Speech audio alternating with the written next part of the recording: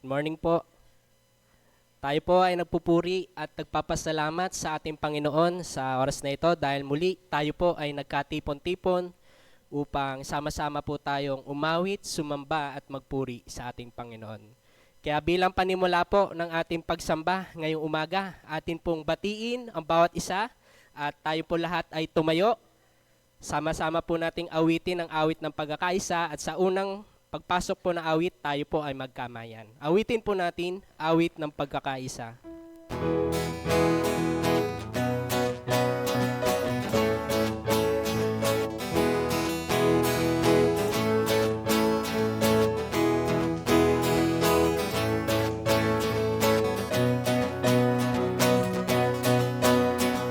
Tayo'y isang katawan,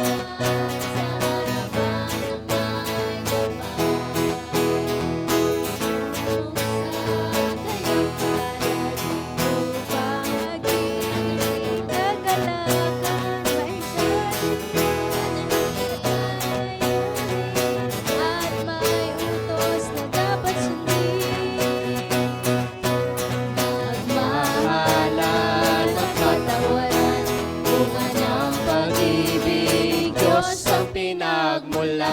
Iabot mo ang iyong kamay, kapatid. Mo ang iyong kamay, kapit-isig sa pagkakaisa. Kung may tampuhan man, o kaya'y may alitan, tapusin na, limutin na tayo magkaisa. Pagkat ngayon ang panahon,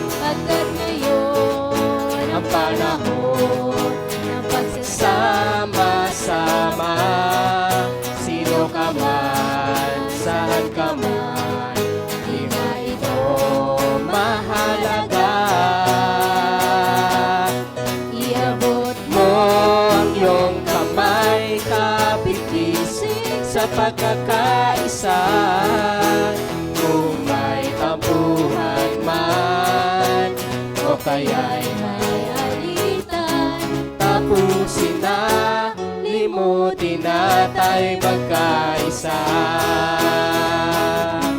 Tapusin na, limutin na tayo magkaisa. Tapusin na, limutin na tayo magkaisa. Mari na po muna tayong magsiupo.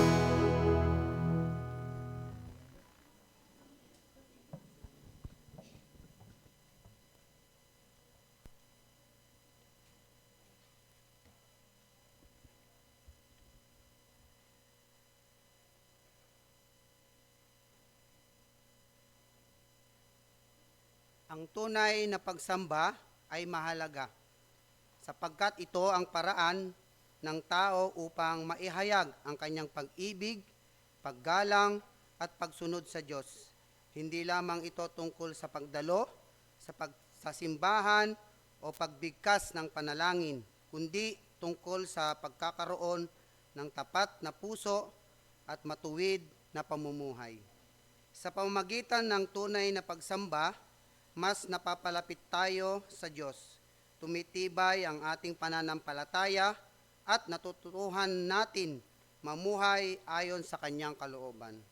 Ang tunay na pagsamba ay nagbibigay ng kapayapaan, gabay, at layunin sa ating buhay.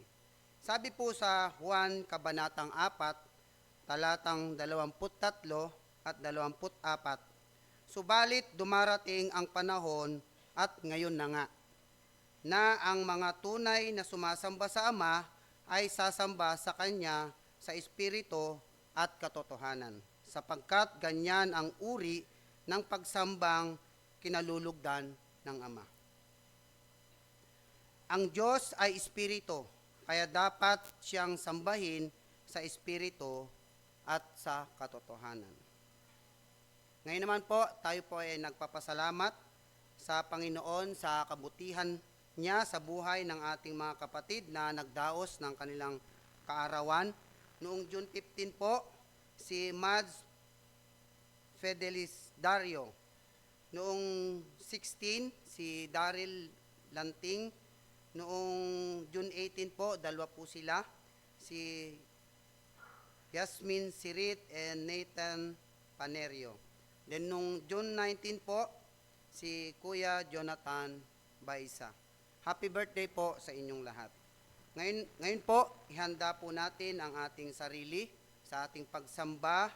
Maglaan po tayo ng maikling sandali at pananahimik upang ipahayag ang ating papuri, pasasalamat sa ating Panginoon. Welcome po sa C4 Worship Service.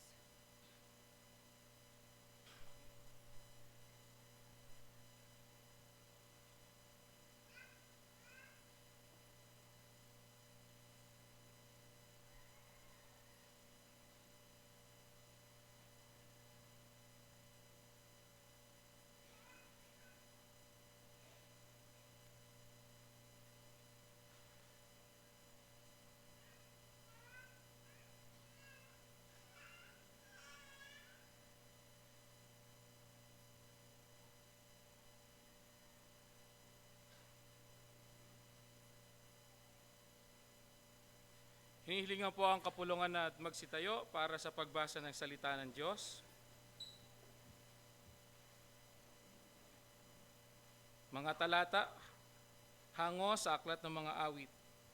Kahit sa ay ipahayag na si Yahweh ay dakila, sa madla ay ipahayag ang dakila niyang gawa.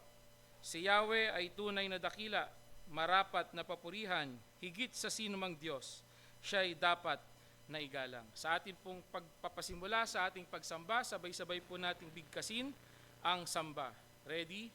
And sa iyo, O kataas-taasang Diyos, buong pagpapakumbaba kaming sumasamba bilang isang komunidad ng mga tinubos sa iyong biyaya. Ang aming pangunahin at pinakamahalagang pananagutan ay ang sambahin ka na aming manlilikha dahil sa iyong kamanghamanghang gawa. Marubdob po naming hangad kami na ang buhay, pagkilos at pagkatao ay iyong hawak. Ay ang sambahin ka sa espiritu at katotohanan upang lalong lumalim ang aming pagkakilala at ugnayan sa iyo. Buong puso naming itinatalaga ang aming sarili hindi para sa aming kapurihan at kasiyahan, kundi para sa iyong kaluwalhatian at kaluguran. Alay namin sa iyo ang pinakamataas na pagpapahalaga, parangal, paggalang at papuri, ngayon at magpakailanman. Amen. Tayo po ay manalangin. Ama naming Diyos na makapangyarihan sa lahat, tunay na kayo ang Diyos na buhay, dakila, magpawalang hanggang, makapangyarihan, at aming Ama. Sa umaga pong ito, Panginoon, pinupuri ka namin, niluluwalhati, itinataas sa aming kalagitnaan. Kayo lamang po ang Diyos na dapat pag-alayan ng pinakamataas na pagpupuri at pagsamba. Sa umagang ito, Panginoon, lumalapit kami bilang isang komunidad ng magkakapatid na nagbibigay paggalang at kayo, Panginoon, ang aming kinikilala na siyang may kapamahalaan sa lahat sa aming buhay. Kaya, Panginoon, anuman pong kasalanan, anuman pong karumihan, anuman pong mga bagay na hindi nakalugod sa inyo, na nakikita ninyo sa bawat isa sa amin, ito po ay aming inihihingi ng tawad at nais namin, Panginoon, na kami po ay makalapit sa inyo ng may kalayaan upang malayang makapangusap ang inyong salita sa amin. Loobin niyo nga po, Panginoon, na sa gawaing ito, walang ibang mataas kundi kayo lamang, maging malinaw na maipahayag ang inyong mga salita, na ang bawat isa ay nagnanais na magpakumbaba, umunawa, at sumunod sa iyong dakilang kalooban. Tulungan niyo nga po kami, Panginoon, na mga anak ninyo, kami po ay mahina.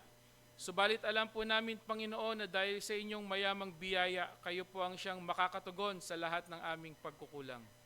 Kaya naman, Panginoon, sa umagang ito, wala kaming ibang kahilingan, kundi ang malayang paggawa ng inyong banal na Espiritu upang sa aming mga buhay tunay na magkaroon ng pagbabago ang bawat katagang mababanggit sa pulpitong ito Kayo nga po, Panginoon, ang siyang maitaas at madakila. Maraming salamat po, aming Ama, sa tanging pangalan ng aming Hari at Tagapagligtas na si Kristo Jesus. Amen.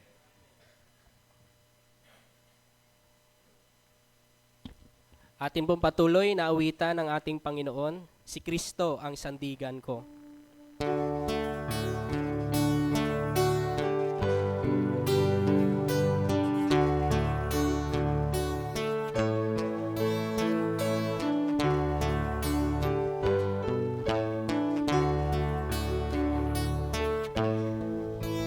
Ang Aking pag-asa'y lubos na nakasalig kay Jesus, at ang dugo niyang dumanak sa aking salay panghugas. Si Kristo ang sandigan ko, siya ang matibay kong bato, at kanlungan pag may bagyo. Kahit danasin ko'y hirap, biyaya niya'y laging sapat. Pag tumagsa ang pagsubok, ang tatawag ay si Jesus. Si Kristo ang sandigan ko, siya ang matibay kong bato, at kanlungan pa may bagyo. Kung puso ko'y nalulumbay, siya ang aking kaaliwan. At pag ako'y nalulumog, pangako niya'y pag-asa ko. Si Kristo ang sandigan ko, siya ang matibay kong bato, at kanlungan pag may bagyo.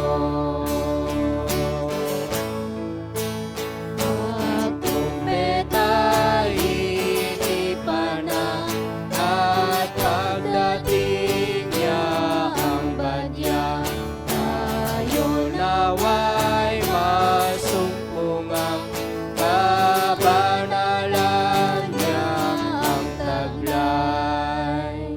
Si Kristo ang sandigan ko, siya ang matibay kong bato, at kanlungan pag may bagyo.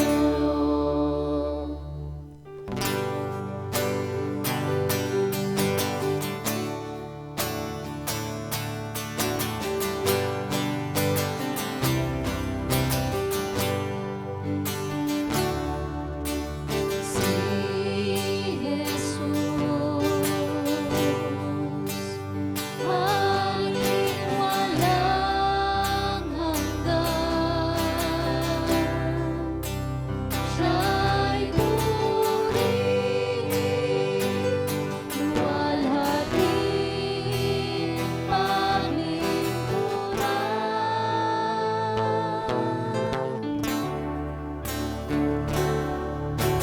Si Jesus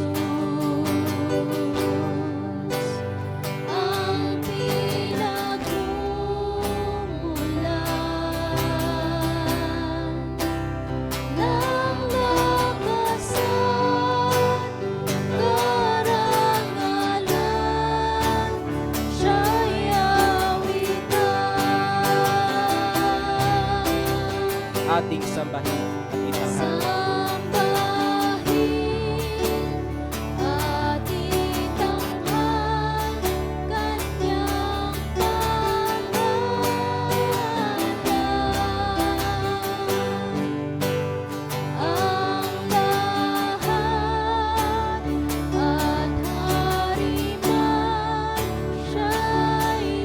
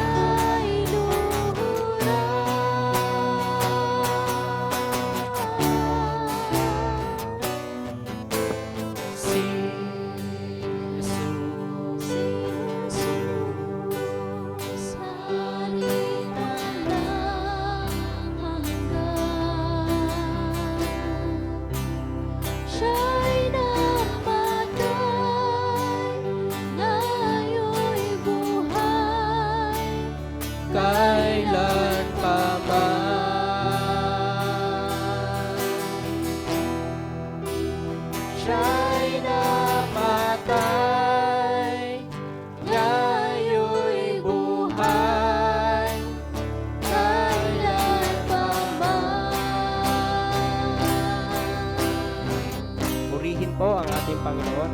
Maaari na po tayo, magsiyaw po.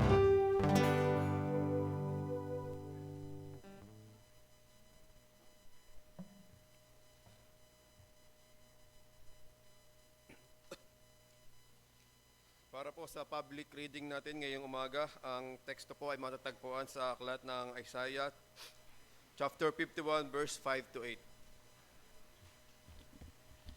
Isaiah 51, verse 5 to 8.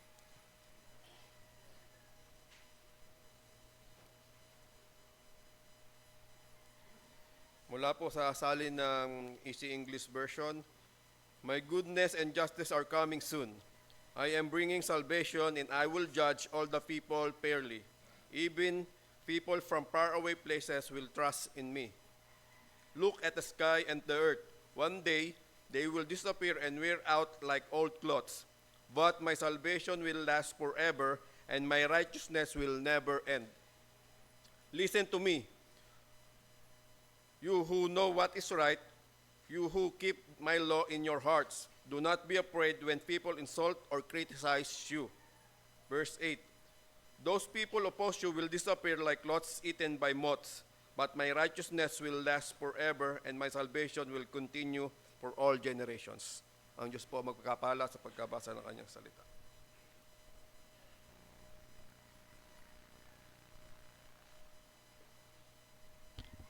Para po sa ating pagkakaloob, ating pong sabay-sabay na sambitin ang Ako'y Isang Katiwala. Ready? End. Ang lupa ay sa Panginoon at ang lahat ng narito, ang sanlibutan at sila nagsisitahan dito. Kinikilala ko ang Panginoon na may lalang, may-ari, taga-alalay at tagapamahala sa buhay. Sa Kanya ako'y nabubuhay, kumikilos at may pagkatao. Ang aking buong pagkatao at ang lahat ng aking tinataglay ay sa Kanya. Ang aking panahon, talento, hanap buhay, mga mahal sa buhay, mga material na tinatangkilik ay mula sa Diyos. Bilang katiwalang Kristiyano, kinikilala ko ang pagiging Panginoon niya sa aking buhay at ako ay magsusulit sa Kanya pagdating ng araw. Ngayon, ako ay naghahandog at nagkakaloob ng buong puso at may kagalakan para sa Kanya.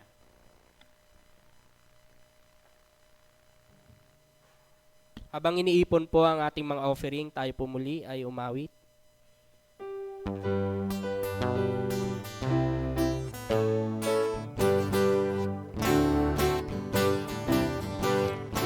Galakan akong naglilingkod, kay Jesus naman ang lubos. Puso ko'y payapat, laging may lugod sa aking paglilingkod, sa aking paglilingkod. Ang lahat ihahandog, may tuwa't biyayang dulot ang sahari maglingkod. Kahit may pagsubok na dumaratan, iwasay ang kalooban. Dahil ang aking pinaglilingkuran ay ang hari marangal. Sa aking paglilingkod, ang lahat ihahandog, may tuwa't biyayang dulot ang sahari maglingkod. Buhay ko't lakas ngayon'y hahandog, kay Jesus naman anak ko. Nais kong siya'y dulutan ng lugod sa aking paglilingkod, sa aking paglilingkod. Ang lahat ihahandog, may tuwa't biyayang dulot ang sahari maglingkod. Si Jesus ang lagi kong kaalakpan,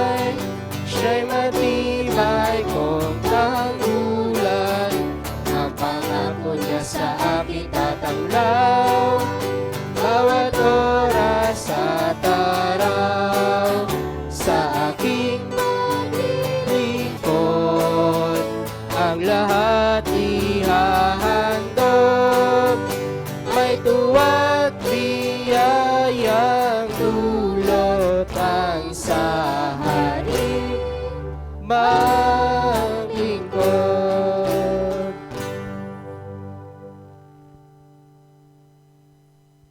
Tumayo po ang lahat at awitin po natin ang pasasalamat sa Panginoon. Salamat po, Panginoon, sa iyong pangako.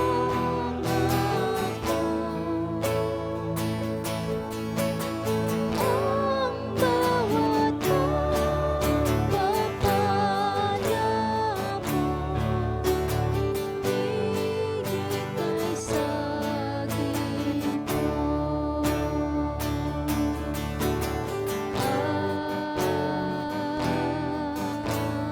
Amen.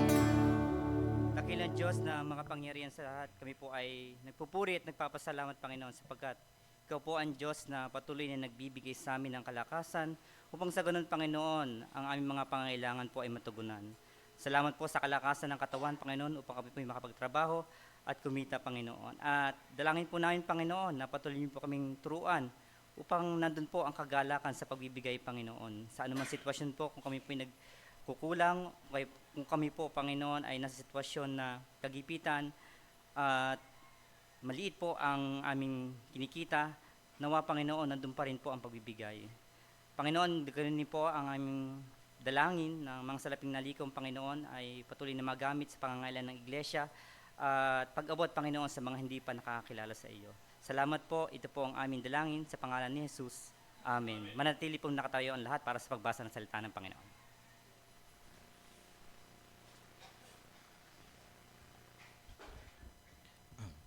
Para po sa tekstong ating bibigyan pansin ngayong umaga, matutunghayan sa aklat ng Juan, Kabanatang 5, mga talatang 30 hanggang 47. John chapter 5, verses 30 to 47. Mga saksi para kay Jesus. Wala akong gagawa sa sarili ko lamang. Humahatol ako ayon sa sinasabi sa akin ng Ama. Kaya't matuwid ang hatol ko. Hindi ang sarili kong kalooban ang aking sinusunod, kundi ang kalooban ng nagsugo sa akin. Kung ako lamang nagpapatotoo tungkol sa aking sarili, ang patotoo ay walang katotohanan.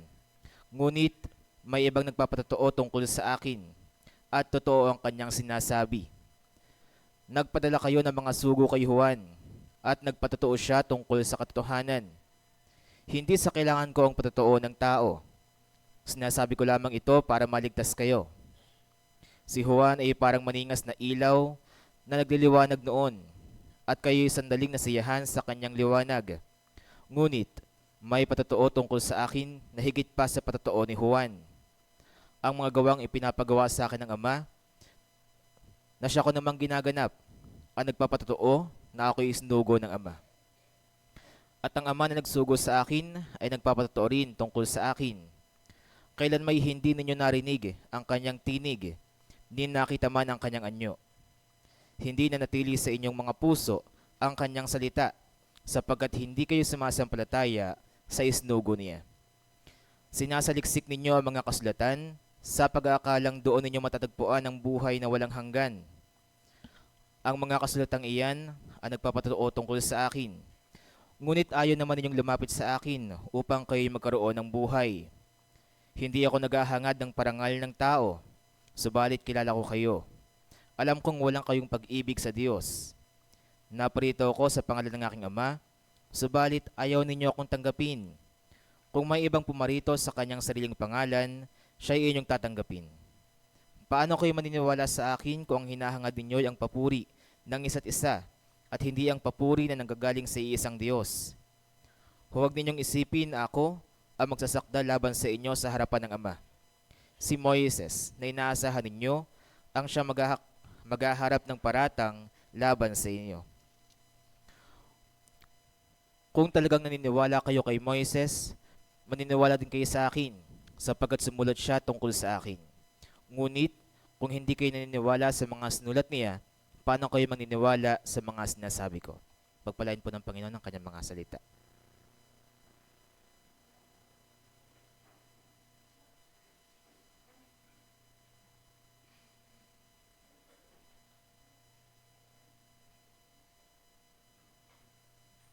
Magandang, magandang umaga po sa bawat isa. Tayo po ay sandaling manalangin.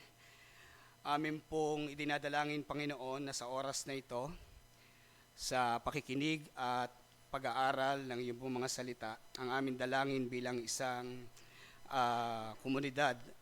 Dumadalangin kami, Panginoon, na likhaan mo kami ng kahandaan ng isip at kababaan ng puso na tanggapin ang katotohanan ng iyong mga salita. Amin pong dalangin ang pagkilos ng banal na Espiritu sa buhay ng bawat isa sa amin.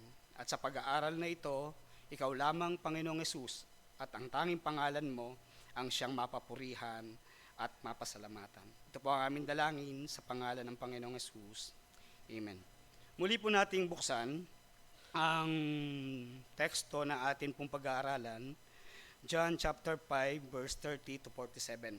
Tayo po ay nasa series ng Aklat ni Juan, at sisikapin po nating matapos yung chapter 5 ngayong linggo, at sa susunod na linggo ay sa kabanatang 6 na po tayo. Noong pong unang linggo na ito'y ating tinalakay, ay ating pong tinignan yung pong kapangyarihan ng grasya ng Panginoong Jesucristo. At sinundan naman po noong pong kabilang linggo ng declaration and defense ng Panginoong Jesucristo kung sino siya. At ngayon po tayo magpapatuloy sa pag-aaral. Nais ko pong muling basahin ang tekstong ito upang atin pong matandaan at makapagministeryo ang salita ng Panginoon. Noong pong ito'y aking pag-aralan, ako'y nag-download noong audio para hindi ko binabasa. Isang linggo kong pinapakinggan yung John chapter 5, yung buong kabanata. So sabi po dito, wala akong magagawa sa sarili ko lamang, humahatol ako ayon sa sinasabi ng aking Ama, kaya't matuwid ang hatol ko. Hindi ang sarili kong kalooban ang aking sinusunod, kundi ang kalooban ng nagsugo sa akin. Kung ako lamang ang nagpapatotoo tungkol sa aking sarili, ang patotoo ko ay walang katotohanan, ngunit may ibang nagpapatotoo tungkol sa akin, at totoo ang kanyang sinasabi. Nagpadala kayo ng mga sugo kay Juan, at nagpatotoo siya tungkol sa katotohanan. Hindi sa kailangan ko ang patotoo ng tao, sinasabi ko lamang ito para maligtas kayo. Si Juan ay parang maningas na ilaw na nagliliwanag noon, at kayo'y sandaling nasayahan sa kanyang liwanag. Ngunit may patotoo tungkol sa akin na higit sa patotoo ni Juan. Ang mga gawang ipinagagawa sa akin ng Ama, na siya ko namang ginaganap, ang nagpapatotoo na ako'y isinugo ng Ama. At ang Ama na nagsugo sa akin ay nagpapatotoo rin tungkol sa akin. Kailan may hindi ninyo narinig ang kanyang tinig, ni nakita man ang kanyang anyo. Hindi na natili sa inyong mga puso ang kanyang salita, sapagkat hindi kayo sumasampalataya sa isinugo niya. Sinasaliksik ninyo ang mga kasulatan sa pag-asang doon ninyo matatagpuan ang buhay na walang hanggan. Ang mga kasulatang iyan ang nagpapatotoo tungkol sa akin. Ngunit ayaw naman ninyong lumapit sa akin upang kayo magkaroon ng buhay. Hindi ako naghahangad ng parangal ng tao, subalit kilala ko kayo. Alam kong wala kayong pag-ibig sa Diyos. Naparito ako sa pangalan ng aking Ama, subalit ayaw ninyong tanggapin. Kung may ibang pumarito sa kanyang sariling pangalan, siya'y inyong tatanggapin. Paano kayo maniniwala sa akin kung ang hinahangad ninyo'y ang papuri ng isa't isa at hindi ang papuri na nanggagaling sa iisang Diyos? Huwag ninyong isipin na ako ang magsasakdal laban sa inyo sa harapan ng Ama. Si Moses na inaasahan ninyo ang siyang maghaharap ng paratang laban sa inyo. Kung talagang naniniwala kayo kay Moses, maniniwala din kayo sa akin, sapagkat sumulat siya tungkol sa akin. Ngunit kung hindi kayo naniniwala sa mga isinulat niya, paano kayo maniniwala sa mga sinasabi ko? Pinagpala ng Diyos ang pagkabasa ng kanyang mga salita. Ngayon po, tingnan po natin yung muli ang historical background ng buong chapter 5. Bagamat noong pong unang linggo ay napahapyawan ni Pastor Raymar at napahapyawan din ng Pastor Rex yung sumunod na pero tingnan po natin yung pong pinaka-historical background nito pong John chapter 5. Kung titingnan po natin, ang setting po nito ay sa Jerusalem. So meron pong ipinagdidiwang na pista ang mga Israelita at plus yung pong Sabbath controversy. So yung pong panahon, makikita po natin yan doon po sa chapter, sa verse 1. Ano po ang sabi doon? Pagkatapos nito. Yung salitang pagkatapos nito, meron yung pinanggalingan. Tininan ko po kung ano ang pinanggalingan. Ang pinanggalingan po, yung chapter 4. Kasi yung chapter 4, doon po naggumawa ng pagpapagaling ang Panginoong Jesucristo. So sabi doon, meron pong pista, ang mga Hudyo, ito po'y 3 pista ng mga Hudyo. Yung una pong pista ay yung pong Passover. Pangalawa, yung pong Pentecost, at yung pangatlo, yung Tabernacles. Pag tinignan po natin ang 3 pistang yan, ano po yung makikita natin? Mahalaga po na makita natin yan. Kasi po, yung pong 3 pistang yan, require lahat ng mga lalaking Hudyo na pumunta sa Jerusalem. Dahil ito po ay talagang kanilang isineselebrate. Yan po yung mababasa natin sa Deuteronomy chapter 16 verse 16. Kaya punuan po ng tao yung Jerusalem. Maraming tao doon. So tingnan po natin yung 3 pista. Yung una, yung pong Passover. Yung po yung Paskwa na tinatawag. Ang buwan po nito sa kanila pong kalendaryo ay Nisan. Kung tawagin. Sa atin pong panahon ngayon, o sa kalendaryo natin, ito po ay March hanggang April. So ano po yung kanilang ginagawa doon? Ginugunita ang pag-alis sa Israel. Ng Israel sa Ehipto. Nung sila po ay pinalagpas o nilagpasan sila ng anghel na mamamatay dahil meron pong pinagawa sa kanila na magpahid sila ng dugo sa kanilang mga hamba ng kanilang mga pintuan. So ito po ay isineselebrate ng mga Israel 7 days celebration. 7 araw yung pong pagsiselebrate ng Passover. So tingnan po natin yung connection sa tradisyon nung panahon po ni Jesus kasi yung po yung John na ating pong pinag-aaralan. So ang sabi doon, kordero ng Paskwa. Kakatayin yung kordero sa templo, walang butong mababali. Yan po ay sa Exodus chapter 12 verse 46. Dahil sabi doon, yung pong seder meal, kain ng tinapay na walang pampaalsa, mapait na gulay at alak. So walang libadura. 7 araw kakain ng walang pampaalsang tinapay. Ito po'y simbolo ng pagmamadali na umalis sa Ehipto. Diba doon po sa Exodus, yung kanilang pagmamadali. So ano po yung connection nito kay Jesus? Siya yung kordero ng Diyos sa John chapter 1 verse 29. Noong namatay siya, Paskwa rin. Last Supper o yung Seder meal. Pangalawa, yung pong pista ng mga linggo, yung pong Pentecost. Sabi doon, ito po ay buwan ng Siban sa kanila. Ang tawag po dito nung iba ay sabi ay pista ng mga linggo o yung pong pista ng pag-aani. Sa Hebrew, Shabbat. Ito po ay 50 days after Passover. Pasasalamat sa unang ani ng trigo, tapos ginugunita rin yung pagbibigay ng 10 utos doon po sa bundok ng Sinai. Sa Exodus chapter 34 verse 22. So kailan po ito ginaganap? 50 araw after Pentecost, kaya Pentecost, 50 ang nakalagay doon. Sa tradisyon po ng panahon ng Panginoong Jesucristo, yung pong tinapay na may lebadura, iniaalay sa templo, doon po sa Leviticus chapter 23 verse 17.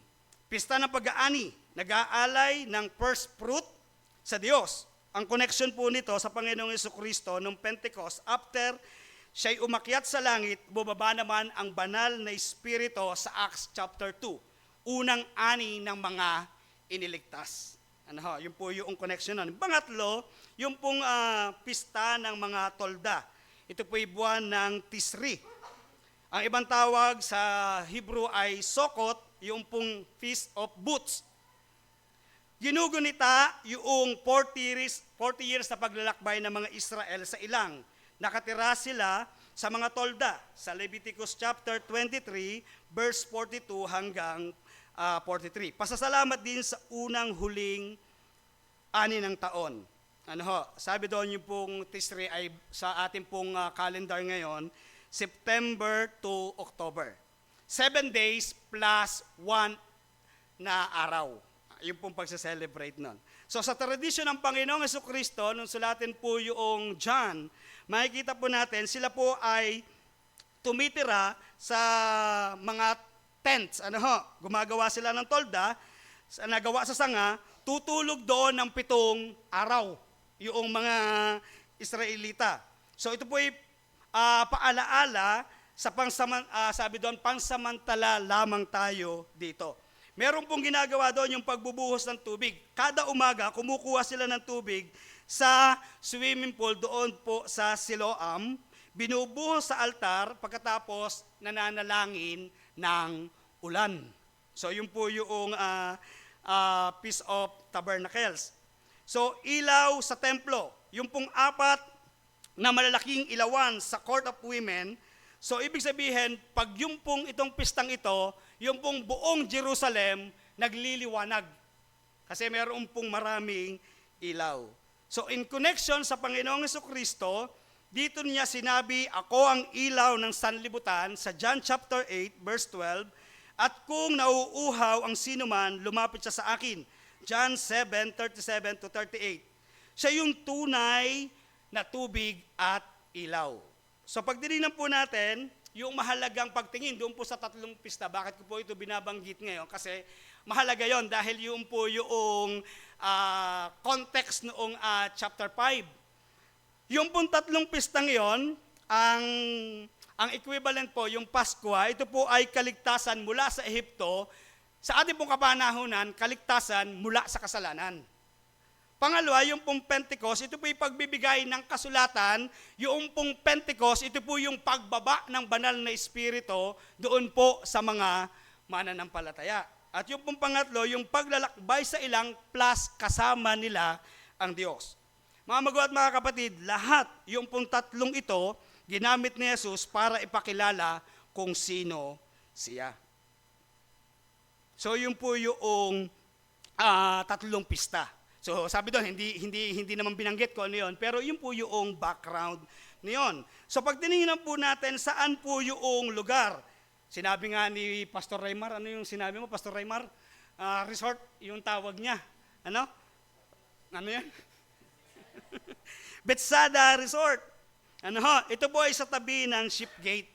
Ano ho? John chapter 5 verse 2. Ito po ay pinag-aralan namin sa amin pong SBC, yung pong archaeology. Sabi ng aking anak na bunso. Sabi ko, ano yung archaeology? Yung dalawa nila, kasi sabi ng aking anak na bunso si Miguel, yan yung mga naguhukay at naghahanap ng mga artifacts, yung pagpapatunay. Ano? So yung archaeology, paghuhukay. Alam niyo po ba, noong 1888, nahukay po yung 2 rectangular pools plus 5 porticos. So ibig sabihin, totoo po yung sulat ni Juan. Napanood ko din po ito doon sa Discovery. Ano ha? So totoo yung detalye ni Juan. Yung pong pangalan, Bethsaida, sa Hebrew, sinabi nga ni Pastor Raymar, ay bahay ng awa o bahay ng pag-ibig, pero nakalulungkot, walang awa doon. Naguunahan sila sa tubig. Di ba? Yung pong mga may sakit. Paniniwala, pag gumalaw yung tubig, anghel daw yung bumaba. Sabi nung aking asawa habang dinidig sa Lon, totoo bang nakagagaling yung swimming pool na yon? Sabi ko, siguro maaari kasi naguunahan sila. Na kung sino mauna ay gumaling. Pero yung tumatak sa isip ko, ito yung kanilang paniniwala. Kasi wala namang nasulat na nakita tayo na may gumaling. Pero yung paniniwala nila, kasi ano yung paniniwala daw nila? Kapag gumalaw yung tubig, meron daw anghel na kumakawkaw. Pero pag tinignan po natin, sabi po doon, ito po ay natural spring. Paminsan-minsan, umaagos. Pero meron silang paniniwalang ganon. So ano po yung kalalagayan noong pong lipunan, noong pong first century? No, ito po'y masulat. Yung pong mga may sakit, sila po'y outcast. Bulag, pilay, paralitiko, sa John chapter 5 verse 3. Sa Roman Jewish society, pag may sakit ka at dukha ka, wala kang value. Walang hospital, walang welfare, tapon ka sa lipunan, sa society. So ibig sabihin, kaya 24/7, lahat ng may sakit, naroon sa pool. Doon na sila namamalagi, doon na sila nakatambay. So ang magandang pangyayari dito, yun pong lalaki na 38 taon.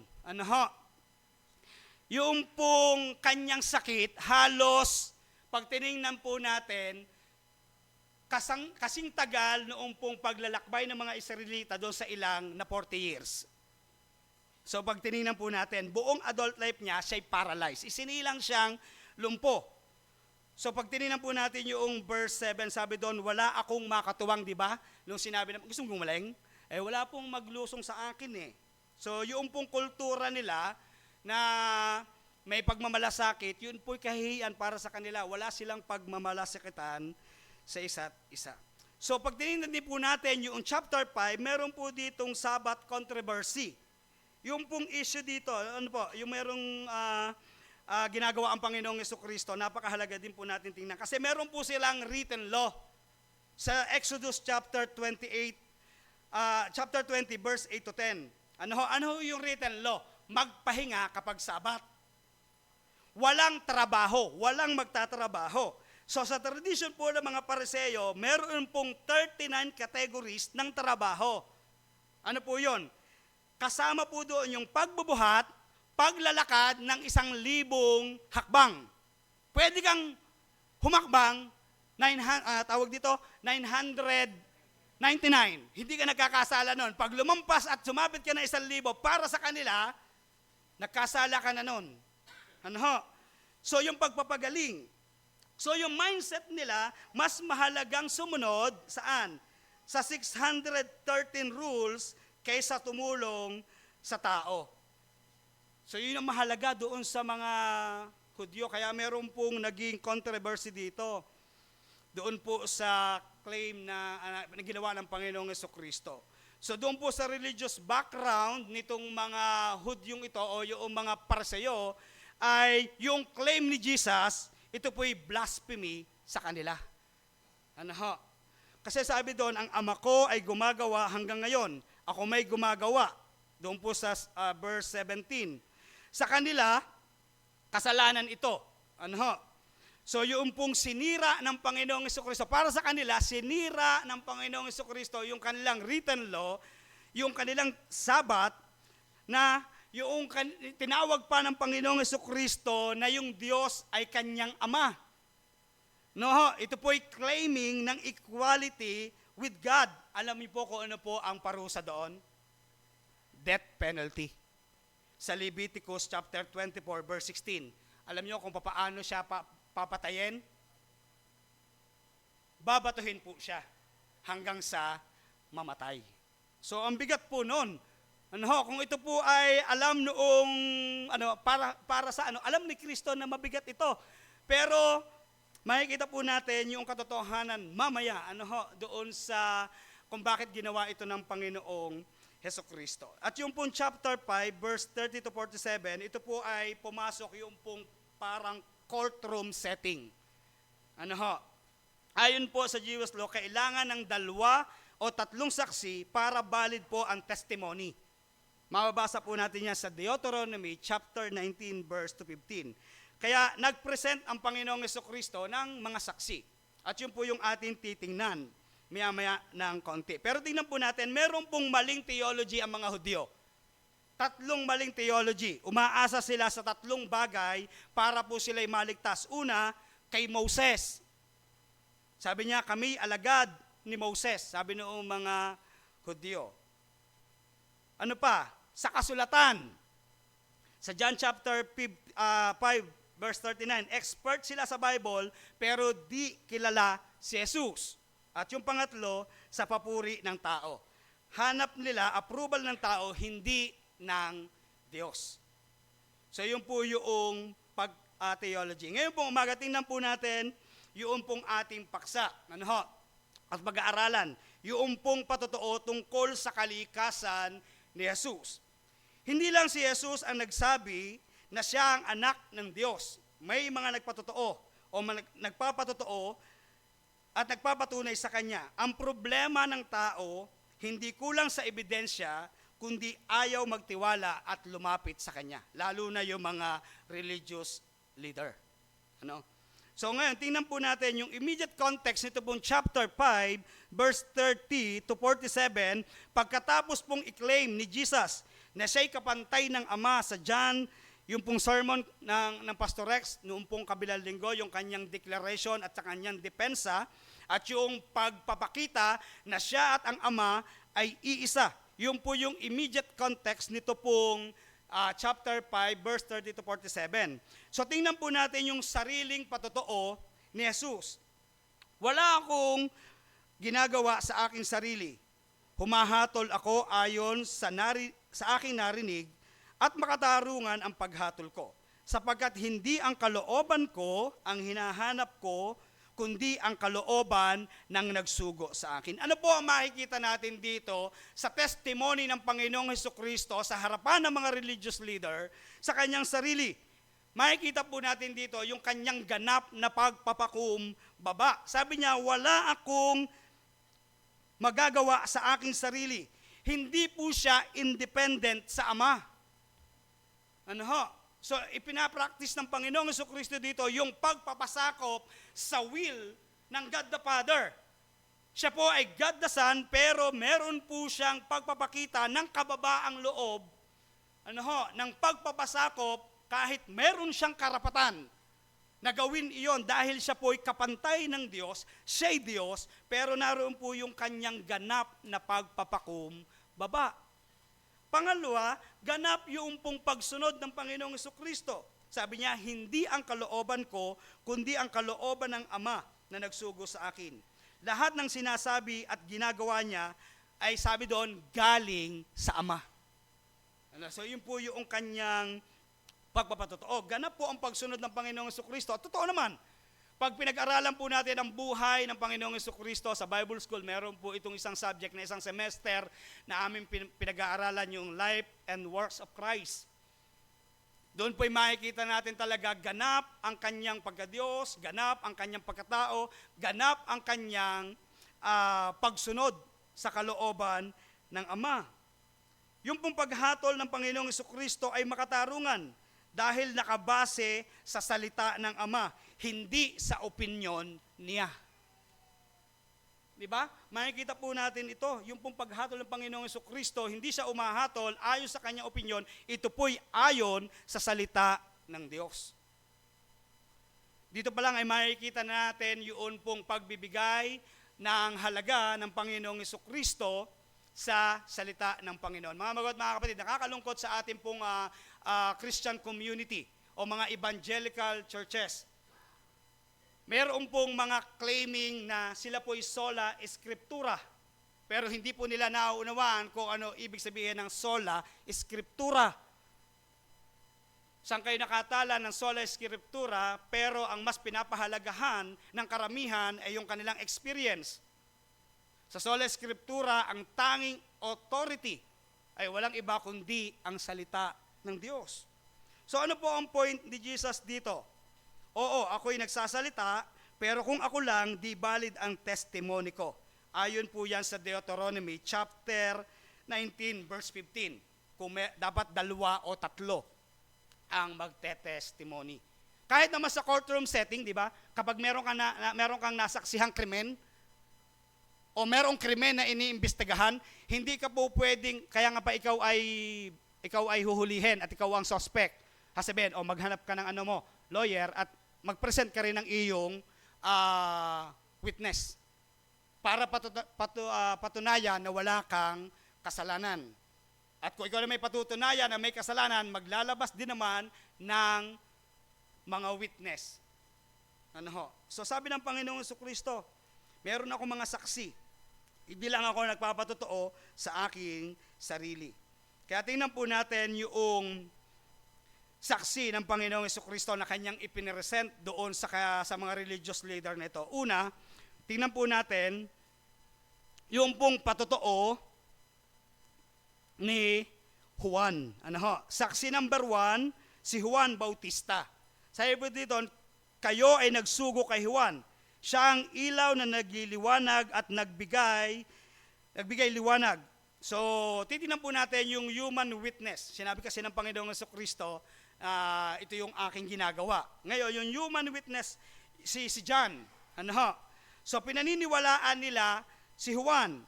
Kinilala ng mga Hudyong ito na si Juan ay propeta. Si Juan mismo ang nagtestify. Narito ang kordero ng Diyos. Sino yung sinasabi sa John 1:29, di ba? Nung lumapit ang Panginoong Jesucristo na magpapabautismo, sabi ni John, narito ang kordero ng Diyos. So ang problema, nagalak kayo, sabi doon, nagalak yung mga ito sa liwanag na dala ni Juan pero hindi sila nanatili.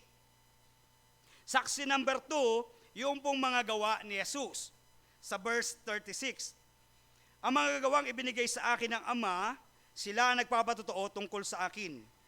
Yung pagpapagaling sa paralitiko, sa John chapter 5, verse 1 to 9, pagpapakain ng, ilan? 5,000. Ano pa? Yung pong paglakad ng Panginoong Hesus sa tubig. Kasi yung unang himala ng Panginoong Jesucristo, yung ginawa niyang alak yung tubig. Pagkatapos, yung sumunod na himala, yung pong pagpapagaling, sa anak tawag dito, nung pinuno ng pamahalaan. So ito po yung nagpapakita ng kanyang mga gawa. So ang point po dito, di lamang sa salita, meron din pong gawa ang Panginoong Jesucristo. Yung kanyang mga mirakulo nung mga sandaling iyon. Ito po ay nagpapatunay na sumasa kanya ang Diyos. Kasi wala pong makagagawa nung himala na ginawa ng Panginoong Jesucristo. Meron po ba makalalakad sa tubig? Meron po bang makapaggagawa ng, tawag doon, tubig na magiging alak na walang ginagawa kundi sinabing, dali mo yan doon. Diba? Po pwede, meron nga nakakagawa na suka mula sa tubig di ba? Suka, tubig, magiging suka. Pero ang Panginoong Jesucristo, wala siyang elemento kundi sinabi niya, ibigay niyo. Salitaan niya lang, naging alak. So yung pong kanyang ginagawa at yung kanyang mga ginagawang himala, pagpapakita na sumasa kanya ang Diyos. Pangatlong saksi, sabi po doon, ang Ama mismo. Sa verse 37 to 38, ang Ama nagpapatotoo tungkol sa akin. Kailan may din niyo narinig ang tinig niya? Sa bautismo ni Jesus, sabi doon po sa Mateo chapter 3 verse 17, ito ang minamahal kong anak. Sa pagbabagong anyo ng Panginoong Jesucristo sa Mateo chapter 17 verse 5, pakinggan ninyo siya. So ang nakakalungkot ay ito. Sabi nila, kilala nila ang Diyos, pero di nila narinig ang tinig niya kasi di naman nila pinaniniwalaan ang anak. So yun nakakalungkot doon sa tagpong ito. Lalo't higit noong sinusuri na ang Panginoong Jesucristo, nagagalit itong mga religious leader na ito sa Panginoong Jesucristo. So yun po yung katotohanan doon, o yun yung pinaka-problema. Pang-apat na saksi, yung kasulatan. Sa verse 39. Sabi doon, sinasaliksik ninyo ang mga kasulatan, ang mga ito ang nagpapatotoo tungkol sa akin. Sa buong Old Testament, si Moses, ang mga propeta, maging ang awit, lahat ng ito ay tumutukoy sa Panginoong Hesukristo. Sa Lucas chapter 24, verse 27. So yung nakakalungkot, expert sila sa Bible, binabasa nila ito araw at gabi, pero di nila nakikilala yung mismong tinuturo ng Biblia. Kahit sa ating kapanahunan, nangyayari ito. Expert sa Bible, maraming alam na talata, pero hindi lubusang nakikilala ang pagiging Panginoon ng Panginoong Jesucristo. Kaya maraming Kristiyano ligtas dahil sabi, tinanggap si Kristo bilang tagapagligtas. Hindi po nabibigyan diin yung pagiging Panginoon sa buhay nila. So ano po yung problema? Ito po yung tunay na problema ng mga tao. Sa John chapter 5 verse 40 to 44. Gayoy may ayaw ninyong lumapit sa akin upang magkaroon kayo ng buhay. Verse 40. Ayaw lumapit. Ano ho? Ebidensya meron kasi nakikita naman yung ginagawa ng Panginoon Jesucristo ay talagang nagpapatunay na siya ay Diyos at siya ay makapangyarihan. Pero yung pong pagnanais nitong mga religious leader, ang problema, ayaw nilang lumapit at tanggapin. Ano ho? So po yun yung problema. Walang pag-ibig sa Diyos sa verse 42. Hindi ko tinatanggap ang papuri mula sa tao. Sa verse 41, hanap nila papuri ng tao, hindi papuri ng Diyos. Tatanggapin ang peke, ano ho? Verse 43, darating ang iba sa kanilang sariling pangalan, sila'y tatanggapin ninyo. Ano ho? Yung pong prophecy, yung tatanggapin nila ang Antikristo kasi mas gusto nila sa sarili nilang paraan. So pag tinignan po natin yung tutuwid ng Panginoong Jesucristo dito sa mga religious leader, hindi po kulang sa information, kulang sa humility at pag-ibig sa Diyos. Ano ho? Wala talagang kapakumbabaan at pag-ibig sa Diyos itong mga religious leader na ito. Na sa halip na tanggapin yung mga testimony na kitang-kita nila, pinagsikapan pa nila na patayin at pinagpalanuhang ipapatay ang Panginoong Jesucristo. Ang akusasyon kay Moses, tingnan po natin. Huwag ninyong isipin na ako ang magsasakdal laban sa inyo sa harap ng Ama. Si Moses ang magsasakdal sa inyo. Yung pong maling pag-asa, umaasa sila kay Moses para maligtas. Sabi ng mga religious leader, kami ay alagad ni Moses. Noong pong araw, meron kaming inabutan ni na Pastor Rex. Ginagawa ba natin ito dati? No elementary, alagad ni Kalanchaw. Merong mga hawak na 3 kahoy na pinaggaganyon. Alagad ni Kalanchaw. Parang dating namin, parang ang lalakas namin. So ito yung mali doon sa mga religious leader. Parang ang lalakas nila kasi ang lalakas ng loob nilang sabihin nila na sila'y alagad ni Moses. Pero ang totoo, hindi naman talaga nila naunawaan kung ano yung sinasabi ng salita ng Diyos. Kung pinaniniwalaan niyo si Moses, paniniwalaan din ninyo ako, sapagkat tungkol sa akin ang sinulat niya sa verse 46. So tingnan po natin, sabi doon sa Deuteronomy 18:15, propeta gaya ko ang ibabangon ng Panginoon. Propeta na gaya ko. Sabi doon sa Deuteronomy, si Moses po ang nagsasabi nito. Pero sino po ang tinutukoy niya doon? Hindi lamang propeta, si Kristo. At si Kristo ay higit sa propeta. Hindi lamang siya basta propeta. Higit din siya sa pagiging pari ni Aaron. At higit din siya sa mga haring kinikilala ng sanlibutan. Yung pong 3 claim ni Kristo o yung 3 offices ng Panginoong Jesucristo, prophet, priest, and kings, ay mahalaga na nauunawaan ang bawat isa sa atin. Sapagkat kung hindi po natin nauunawaan yon, hindi natin siya masasamba ng ayon sa kanyang kalikasan. Baka ang tingin natin kay Kristo ay tagapagligtas lang at hindi Lord na nakasasakop sa ating pong buhay.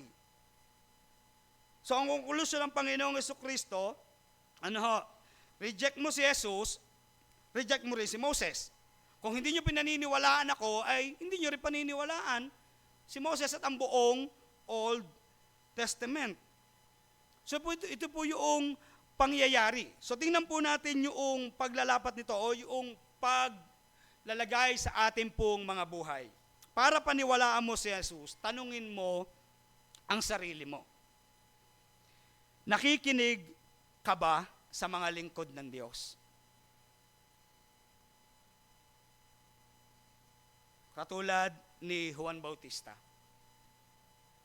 Mahalaga po yung pakikinig sa mga lingkod ng Diyos.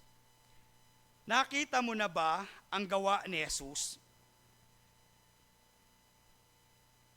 Sa sarili mo, may pagbabago ba ng buhay mo? Kasi kung si Kristo ay tinanggap mo bilang Panginoon at sariling tagapagligtas, Diyos na makapangyarihan, huwag kang humanap ng himala. Ang tingnan mo sa iyong sarili, may nabago ba?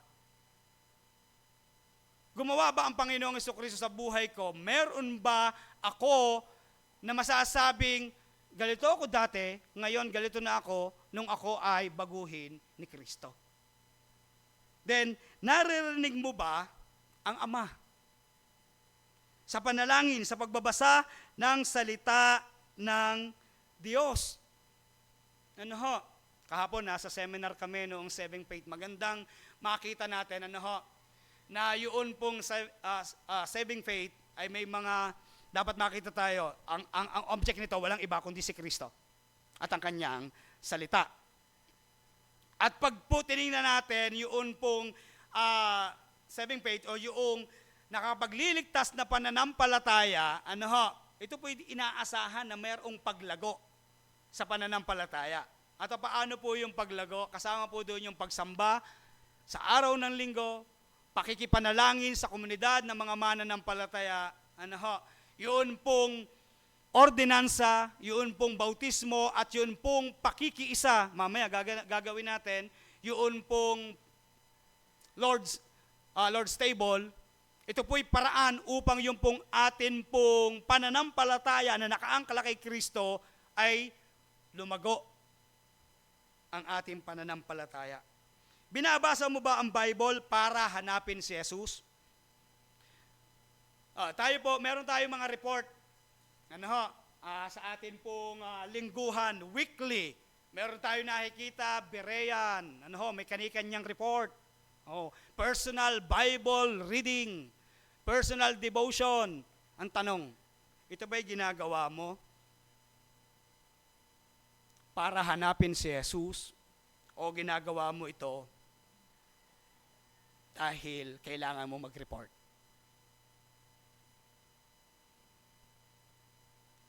The ultimate goal of Bible study is not to inform us but to transform us.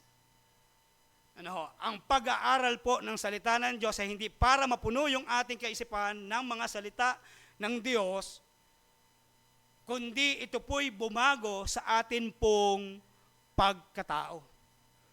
Marami sa atin, nagbabasa ng Bible, binabasa, pero hindi naman talaga hinahanap si Jesus. Suriin po natin yung ating mga sarili. Dahil ako po'y naniniwala, kahapon, ang aming pong discussion, ang tunay pong ligtas, taas mo ang kamay, tunay na ligtas, sabay nagpataas na ang kamay, sino ang tunay na ligtas? Alam niyo po kung ang tunay na ligtas, ito ay my personal opinion, hindi po, kundi ang tunay na ligtas, meron pong tatak ng banal na espiritu. Dahil po sinasabi ng Bible, ang tatakbo ng mga mananampalataya ay banal na espiritu. Sabi ng salita ng Diyos, malalaman niyo ang katotohanan at ang katotohanan na magpapalaya sa inyo. Kung meron kang tatak ng banal na espiritu, naniniwala ako, merong inner chains at merong outer chains. May pagbabago sa loob. Kasi madaling magbalat kayo, madaling magmaskara. Linggo-linggo, narito tayo sa church. Linggo-linggo, nakikibahagi tayo sa mga Bible reading. Pero ang tanong, may nabago ba sa iyong panloob? Gumawa ba si Kristo ng pagbabago sa puso mo? Tumahan ba sa puso mo ang banal na espiritu? So yun po yung mahalaga. sa ating pong katotohanan. So ang tatlong hamon po ngayong umaga, kilalanin mo si Jesus, hindi lamang propeta, hindi lamang high priest, kundi kailangan mong kilalin si Kristo, yung kanyang buong kalikasan. Siya po'y tunay na Diyos. Siya po'y makapangyarihan. Siya po'y merong otoridad sa buhay ng kanyang mga pinili. Baka po tayo ay hindi pinili, baka tayo ay pinilit. So maging makabuluhan. Ang pagkilala sa Panginoong Jesucristo ay hindi lamang pagkilala sa isip. Kasi marami pong nakakakilala kay Kristo. Mag-interview po kayo dyan ng mga tao. Maraming sasagot sa inyo ng tama na pagkakilala kay Kristo. Siya ay Diyos, siya ay nagkatawang tao. Pero ang tanong, yung pong malalim na pagkakilala sa Panginoong Jesucristo bilang Panginoon at sariling tagapagligtas. Mga magulang at mga kapatid, maging paalala po sa atin ito sa Mateo chapter 7, yung pong conclusion ng Panginoong Jesucristo. Hindi lahat ng tumatawag sa akin, Panginoon, Panginoon, ay pupunta sa langit, kundi yaon lamang tumanggap saan? Sa katotohanan na sinasabi ng salita ng Diyos. Sino ba ang katotohanan? Walang ibang katotohanan kundi si Kristo, kasi siya may sabing, ako ang katotohanan, ako ang daan at ang buhay. Kilala mo ba si Kristo bilang Panginoon? Kilala mo ba siya na siyang naghahari at sinusunod sa iyong buhay? Mahalaga po yun, yung pong pagkilala sa Panginoong Jesucristo. Hindi lamang sa isip, kundi ang sinabi po ditong kilala mo si Kristo, naranasan mo ba si Kristo sa iyong buhay? Kapag po madalas sa akin pong testimony, sino po dito yung nakapagsulat na ng testimony sa ating mga, sa ating ginagawang Hope meeting.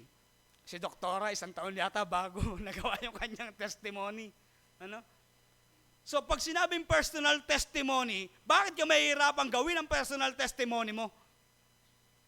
Kung naranasan mo mismo si Kristo sa buhay mo. Si Pablo, madalas kong testimony, kung si Pablo may daang Damasco, ako may daang Antipolo. Sa Damasco, doon nagpakilala ang Panginoong Jesucristo kay Pablo.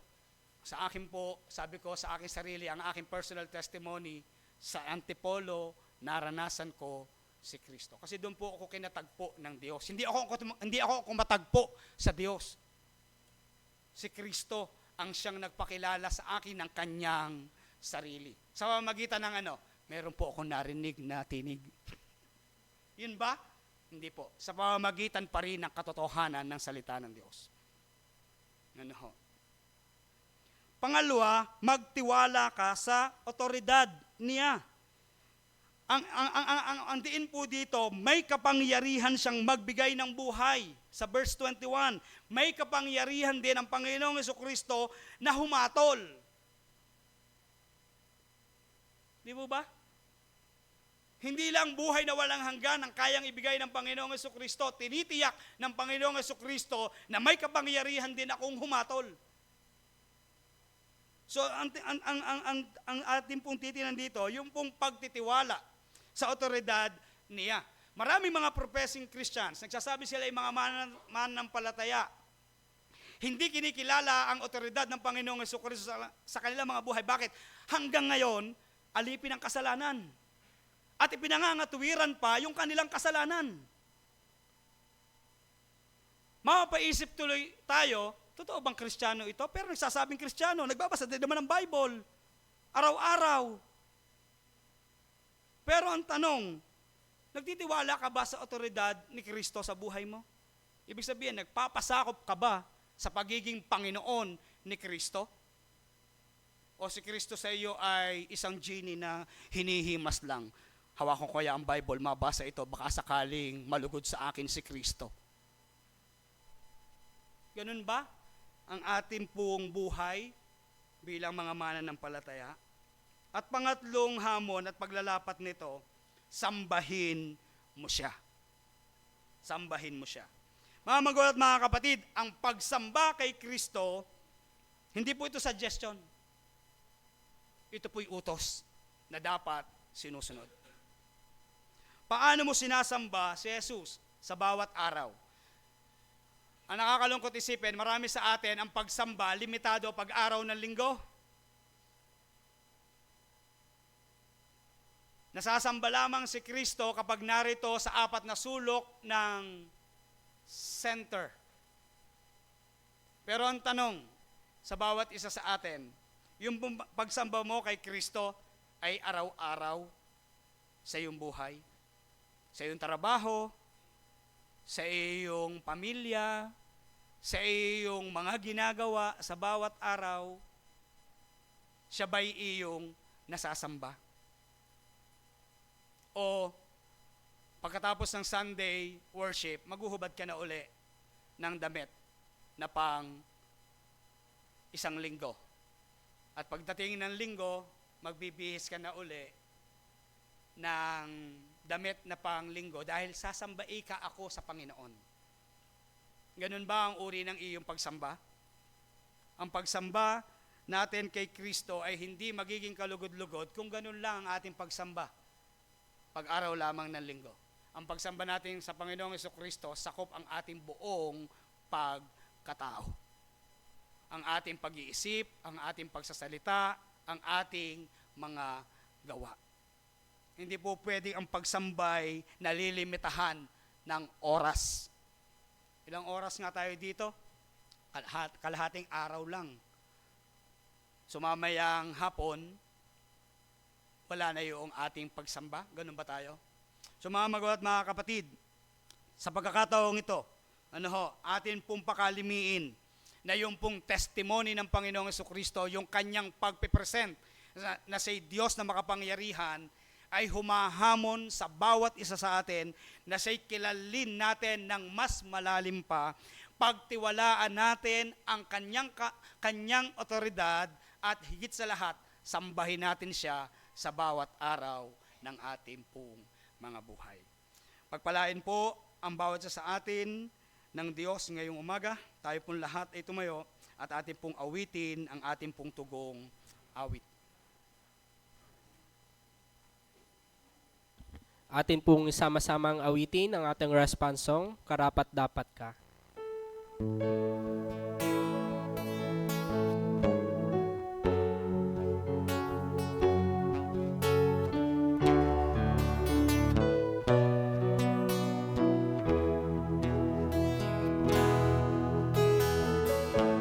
Wala Akong ibang itataas, kundi ikaw, Panginoon.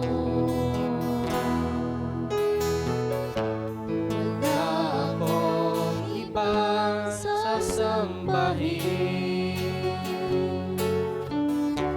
ng Oras ko at panahon, dahil ikaw ang nabigay sa amin ang walang hanggang buhay. Karapat dapat ka sa aming pagsamba, sa kapangyarihan mo kami ngayon namamangha, at ang lahat ay luluhod sa pangalan ni Jesus. Dahil ikaw ay Diyos, karapat dapat, karapat dapat ka. Dahil ikaw ay Diyos, karapat dapat, karapat dapat ka.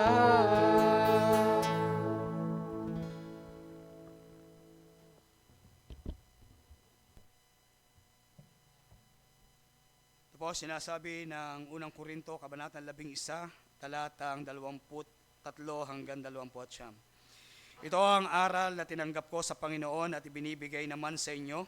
Ang Panginoong Hesus, nung gabing siya'y ipagkanulo, ay dumampot ng tinapay. Nagpasalamat at pinagpiraparaso ito at sinabi, ito ang aking katawan na inihahandog para sa inyo. Gawin niyo ito bilang pag-alaala sa akin.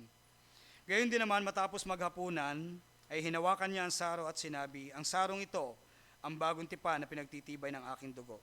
Tuwing iinumin niyo ito, gawin ninyo bilang pag-alaala sa akin. Sapagkat tuwing kakain kayo ng tinapay na ito at iinom, sa sarong ito ay ipinapahayag ninyo ang kamatayan ng Panginoon hanggang sa muling pagparito niya. Ang sinumang kumakain ng tinapay at umiinom sa saro ng Panginoon nang hindi nararapat ay nagkakasala sa katawan at dugo ng Panginoon. Kaya dapat siyasatin ng tao ang kanyang sarili bago kumain ng tinapay at uminom sa saro. Sapagkat ang sinumang kumakain at umiinom nang hindi pinapahalagahan ang katawan ng Panginoon ay kumakain at umiinom ng hatol sa kanyang sarili. Tayo po ay makakaupo na. At sa pagkakataong ito, atin pong aalalahanin ang ginawa ng Panginoong Jesucristo. At napakahalaga po ang gawain ito. Binibigyan diin natin sa ating pong komunidad na ito'y hindi lamang isang gawaing ritual na ginagawa linggo-linggo. Ito po'y gawaing napakabanal. Ito po'y gawain na ipinagbilin ng Panginoong Jesucristo sa kanyang mga alagad na huwag kalilimutan. Yung pong dalawang ordinansa, yun pong pagsunod sa tubig ng bautismo at yung pong pakikibahagi sa banal na hapag ng Panginoon. So napakahalaga po na atin pong ihanda yung ating mga sarili sa pakikibahagi dito sa gawaing ito. Ito po yung isang bagay na po pwede nating makita, yung pong pakikibahagi dito, ito po isang paraan din ng atin pong paglago sa pananampalataya. Bakit? Sapagkat ito po yung nagtuturo sa atin ng katotohanan. Yun pong simbolo ng dugo ng Panginoong Jesucristo at simbolo ng kanyang katawan. Hindi lamang basta yan, tawag dito, bagabat mga ordinaryong elemento, Diyos nga lamang yan, at saka yung tinapay na bilog, pero yung pong sinisimbolo nito ay pagtuturo sa atin ng katotohanan. Na yung pong dugo ni Kristo ay natigis doon sa krus ng Kalbaryo. Bakit? Ito po'y para sa mga tinubos ng kanyang dugo. Ito po'y naghugas ng kasalanan sa atin na mga pinili.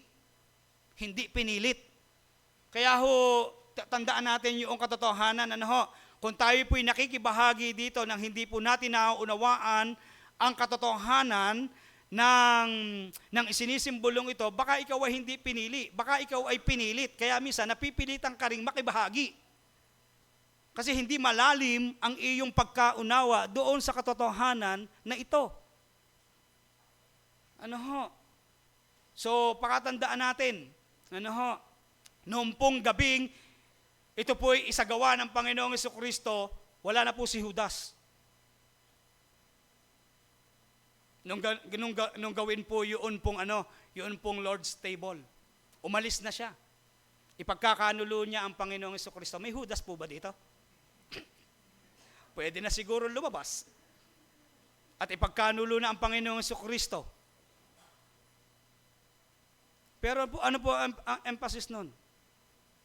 Ganun po ito kaseryoso. Nung ginawa ito ng Panginoong Jesucristo, hindi po ito ritual lang. Ito po'y pagtuturo ng katotohanan sa kanyang mga tunay na alagad. Kaya nakikibahagi dito ay tunay na alagad ng Panginoong Jesucristo. Merong karanasan sa Panginoong Jesucristo at merong karanasan sa katotohanan ng kanyang salita. Kaya kung ikaw ay nagsasabi ay Kristiyano at namumuhay ka sa alipin sa pagkakasala, palampasin mo ito at suriin mo ang iyong sarili. At huwag mahiyang magtanong, Pastor, ako ba ay may kaligtasang tunay? Bakit ako ay lagi na lang nahuhulog sa pagkakasala? Ang katapos, ako na may humingi na ng tawad, pero pwede na ba akong makibahagi? Nasa iyo yan. Ang Diyos naman ay Diyos na mapagpatawad. Pag humingi ka ng tawad, patatawarin ka niya. Pero ang Diyos ay hindi mo pwedeng lokohin na sa oras na to, hingi ka ng tawad kasi makikibahagi ka, pagkatapos alipin ka pa rin ng kasalanan. Niloloko mo na ang sarili mo, niloloko mo pa ang komunidad na ito, niloloko mo pa rin ang Diyos. Kaya maging seryoso po tayo sa pakikibahagi nito. Kung hindi malinaw sa iyo ang katotohanan ng kaligtasan, palampasin mo ang mga elementong ito. Dahil ang mga nakibahagi dito ay ang mga totoong mga mananampalataya. Sumunod sa tubig ng bautismo, meron silang patotoo sa kanilang mga buhay. Kung ikaw ay sumunod na sa tubig ng bautismo, kinilala mo na si Kristo, pero naalipin ka ng kasalanan, palampasin mo. At hindi makatutulong sa iyong paglagong spiritual, pinalampas mo nga ito, wala ka namang ginawang effort na makipag-usap sa mga tigapanguna. Paano ka matutulungan? So napakahalaga po ng humility. Lalo't higit sa ating pong spiritual status sa mga pagkakataong ito. Tayo po ay sandaling manalangin at magkameron po tayo ng pagsisiyasat ng ating mga sarili.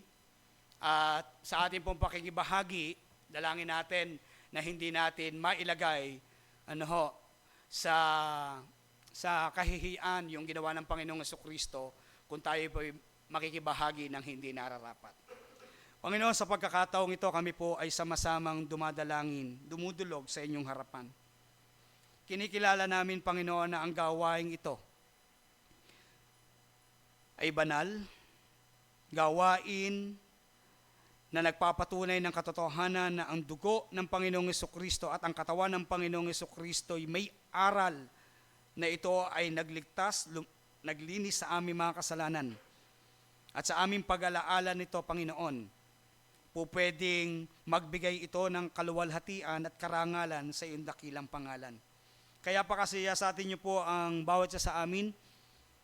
Kung kami man ay makikibahagi, Panginoon, kami po ay humihingi ng kapatawaran at kalinisan sa pagkakataong ito. At sa amin pong pakikibahagi, Panginoon, nagpapasalamat kami sapagkat meron pong patunay, yung pong mga salita, na ang sino mang nagtiwala sa Panginoong Jesucristo ay meron ng kapanatagan na makalapit sa inyo. Kaya Panginoon, salamat sa ginawang ng Panginoong Jesucristo, kami po ay may kapanatagan sa inyo pong harapan. Pagpalain niyo po ang mga elementong ito na magbigay ng hamon sa bawat isa sa amin na mamuhay ng may kabanalan para sa kaluwalhatian ng Panginoong Jesucristo. Ito po ang aming dalangin sa pangalan ng Panginoong Jesus. Amen. Ate pong awitin, habang ipinamamahagi po ng ating mga elder, yung awit.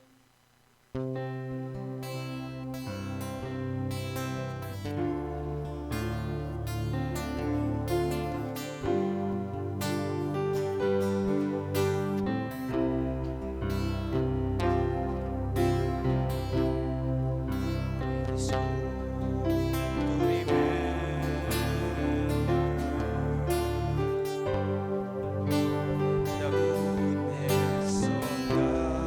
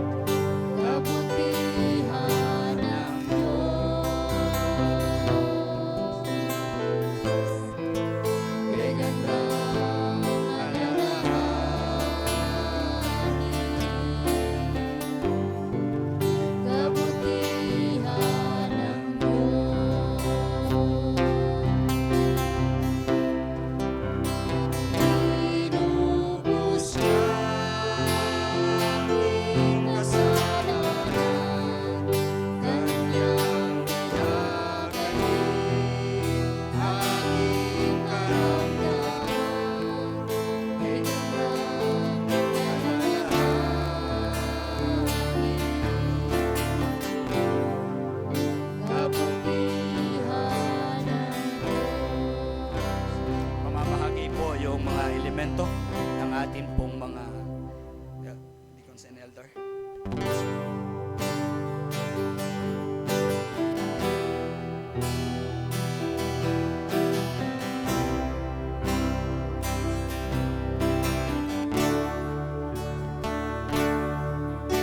Ito ang tinapay ng buhay.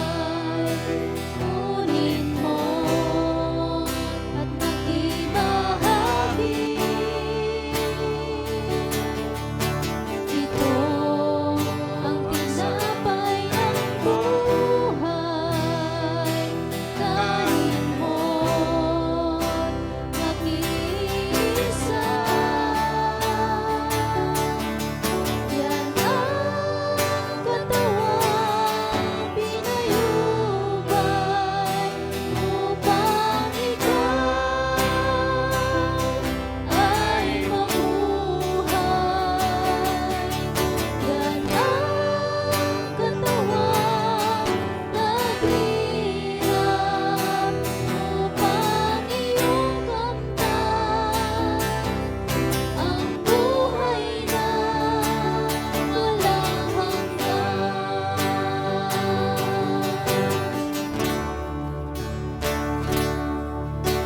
Ito ang sarong ng bagong tipan.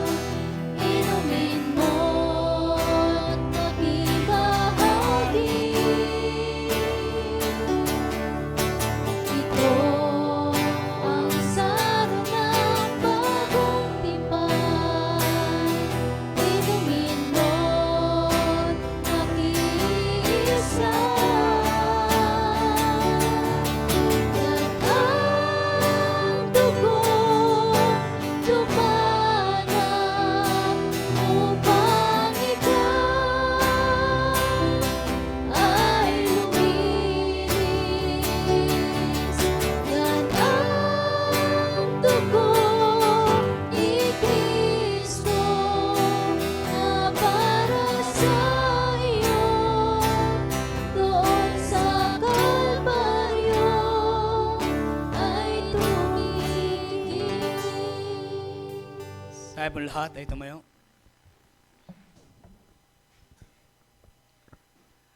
Nang gabing ipagkanulo ang Panginoong Kristo ay dumampot siya ng tinapay at matapos magpasalamat sa Diyos ay kanyang pinagpira-piraso ito at ibinigay sa kanila. Sinabi niya, ito ang aking katawan na ibinibigay para sa inyo. Gawin niyo ito bilang pag-alaala sa akin. Sabay-sabay po tayong kumain.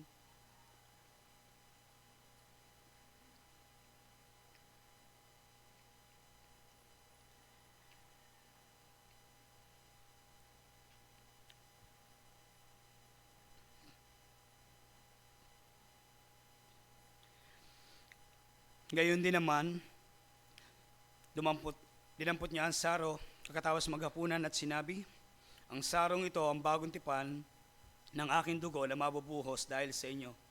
Inumin niyo ito bilang pag-alaala sa akin. Sabay-sabay po tayo uminom.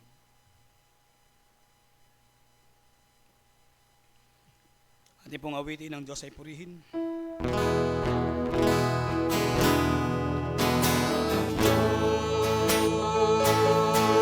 Ay purihin ang Diyos ay purihin. Tunay na dakila ang kanyang pag-ibig. Sa dugo niyang tumigis, sa lako ay nilinis. Ang Diyos ay purihin sa kanyang pag-ibig. Tayo po'y manalangin, pinapupurihan ka namin, Diyos Amang makapangyarihan, soberano, hindi nagkakamali, Diyos noon na nagpasimula ng plano ng kaligtasan sa bawat isang sa amin. Pinasasalamatan din namin kayo, Panginoong Jesucristo, ikalawang persona, Diyos na makapangyarihan sa lahat, kapantay ng Ama sa lahat. Diyos na nasa katuparan ng dakilang plano ng kaligtasan sa pamamagitan ng pagtitigis ng iyong dugo at pag-aalay ng iyong katawan doon sa krus ng Kalbaryo upang kami ay magtamo ng buhay na walang hanggan. Pinasasalamatan at pinapupurihan ka namin, O Banal na Espiritu, na siyang tatak ng mga tinawag at pinili. Nagpapasalamat kami, O Banal na Espiritu, sapagkat ikaw ang nagpapatunay ng mga katotohanan na amin pong napapakinggan at nababasa mula sa inyong mga salita. Pinapupurihan ka namin, O Banal na Espiritu, patuloy kang gumawa sa buhay ng bawat isa sa amin. Sa iyo po namin ibinabalik ang pinakamataas na papuri at pasasalamat sa pangalan ng Ama, ng Anak, at ng Espiritu Santo. Amen. Ang Diyos sabay papurihan, Anak, Espiritu Banal, ng mga taong nilalang, at ng buong kalangitan.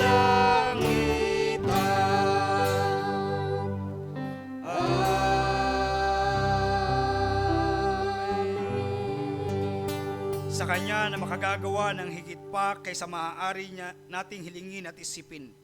Sa pamamagitan ng Kanyang kapangyarihang naghahari sa atin, sa Kanyang kaluwalhatian, sa pamamagitan ng Iglesia at ni Kristo Jesus, magpakailanman. Amen.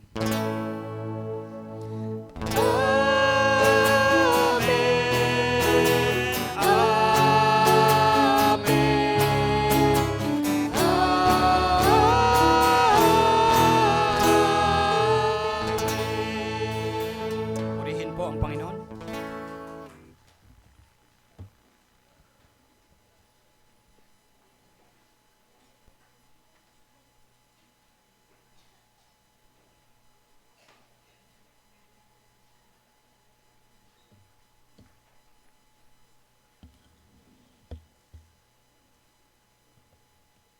Isang mapagpalang umaga po muli sa bawat isa.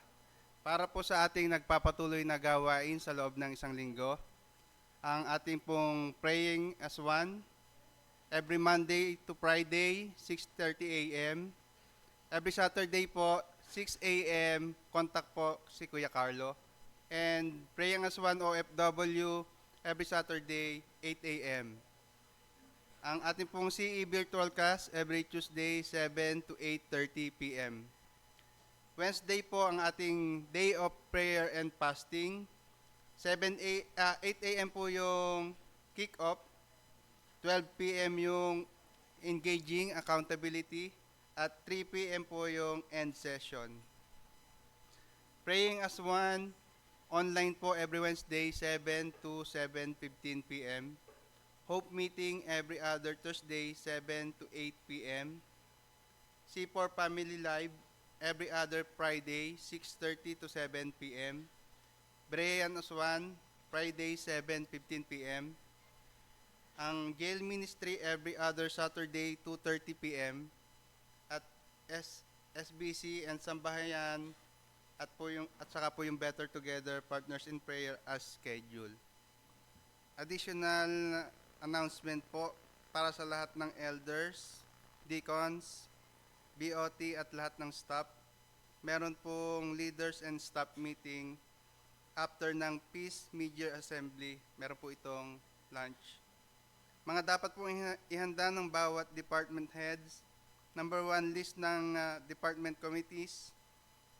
2, summary ng mga gawaing natapos sa first half at mga naka-schedule para second half ng 2026 per department. Christmas for Christ, care of Mission Department. Number 4, proposed percentage sharing for mission activities. At last po, kasalukuyang estado ng budget na nagamit versus natitira. Makipag-ugnayan po kay Ate Pe. Sana po ay makadalo po ang lahat. Meron din pong CCIP Calabarzon Conference sa June 22, bukas po sa Cabuyao City. Prayer and Feasting June 24. Lamb Battalion Formation June 27. Senior Citizen Fellowship June 28. Meron pong USBCCI class 1 p.m. virtual. At meron po tayong mga bisita.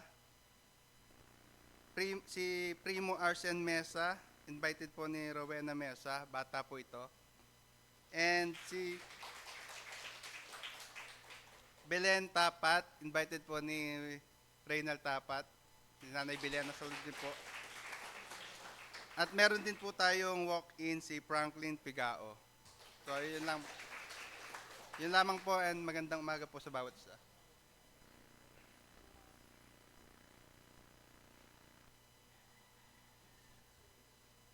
Magandang umaga po mga kapatid at purihin ng Panginoon, mapagpalang Lord's Day sa bawat isa sa inyo.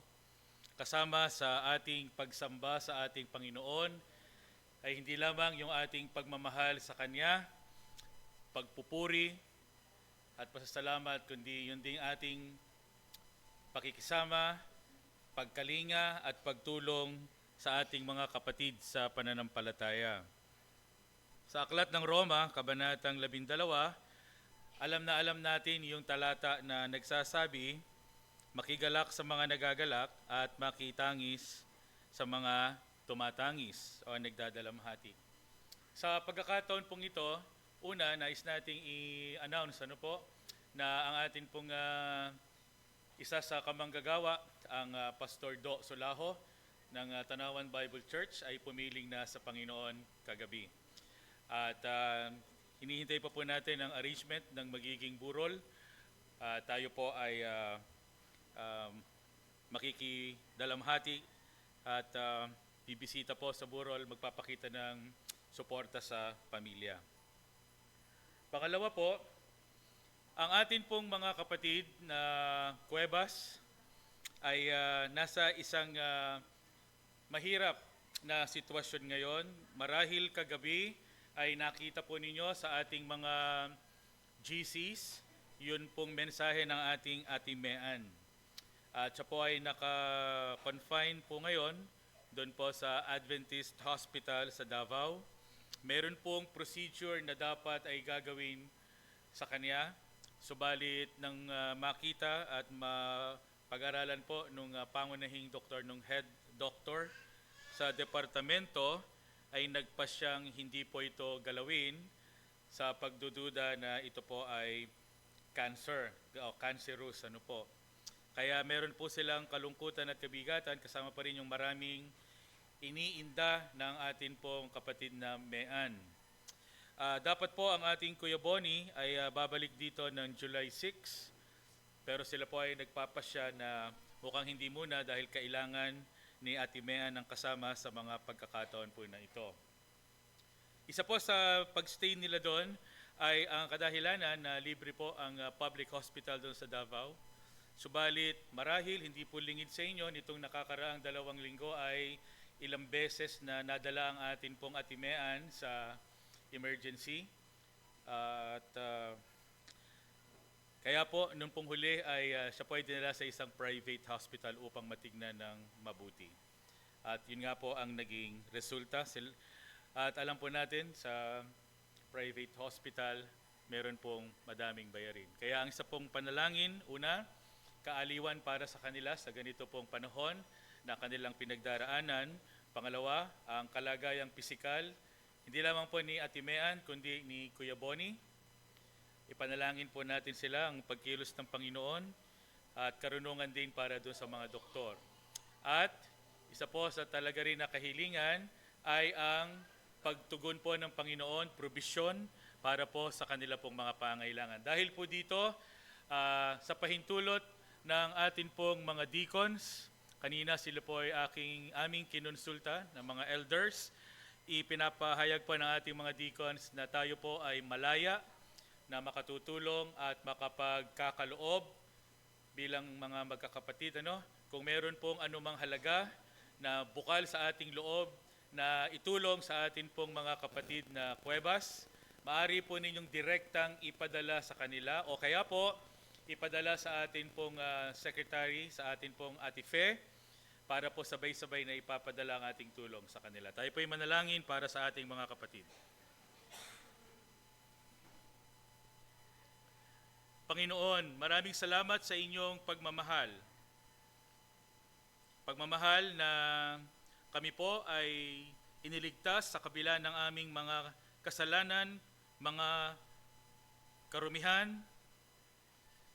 Sa pamamagitan ng aming Panginoong Jesucristo, kami nga po ay pinatawad, nilinis at dinalisay.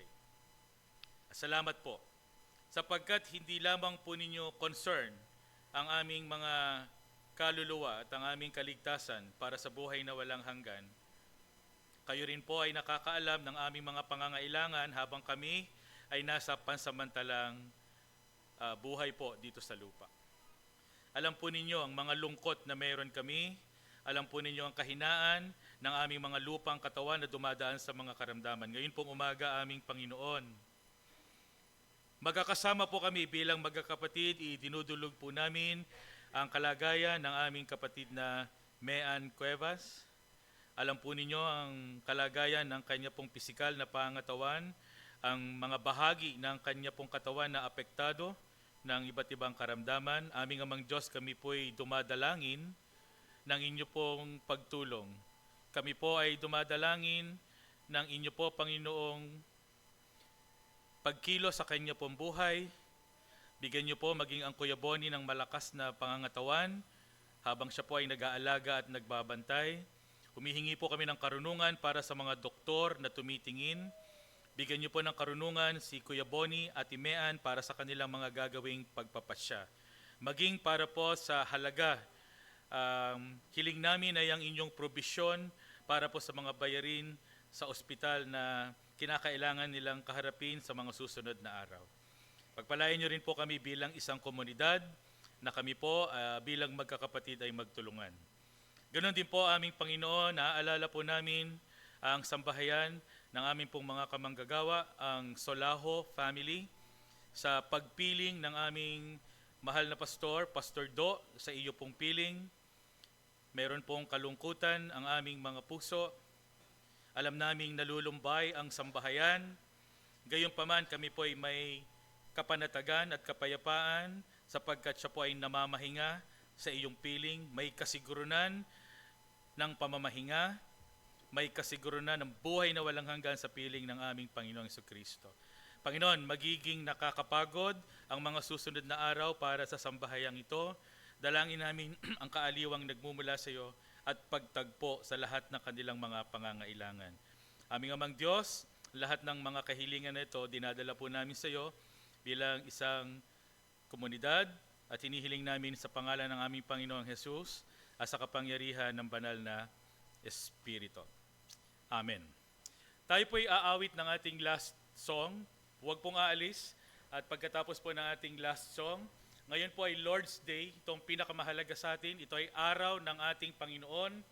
Bilang kanyang mga nilikha, dapat nating kilalanin ang ating manlilikha. Pero dagdag po na isang kagalakan, biyaya pa rin ng Panginoon ang pagkakaloob ng mga ama ng tahanan. Meron po tayong maikli na pagkilala para sa mga fathers, pagkatapos ng ating huling awit. Tinatawagan ko po ang ating tagapagpaawit. Okay po, tayong lahat po ay tumayo at sa huli pong pagkataon tayo po muli ay umawit. Awitin po natin ang ating victory song, Wala Nang Ang Iba.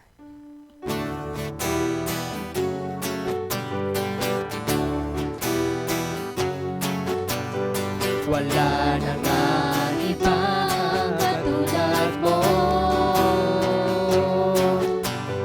Wala na nga iba na hihigit pa sa'yo. Ikaw ang Diyos magpakailanman, ang may likha ng lupa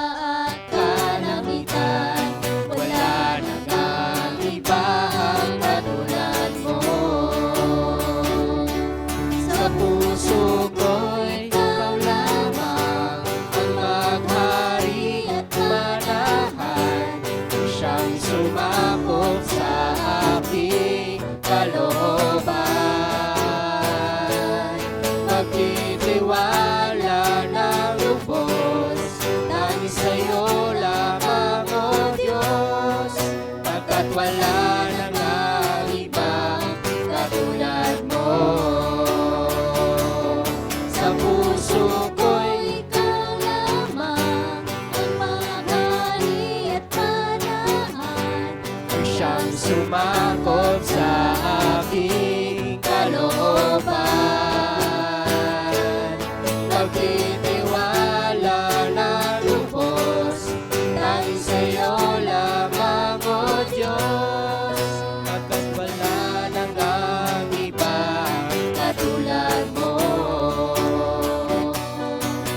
Pagkat wala nang ibang katulad mo. Mari na po tayo magsiyo po.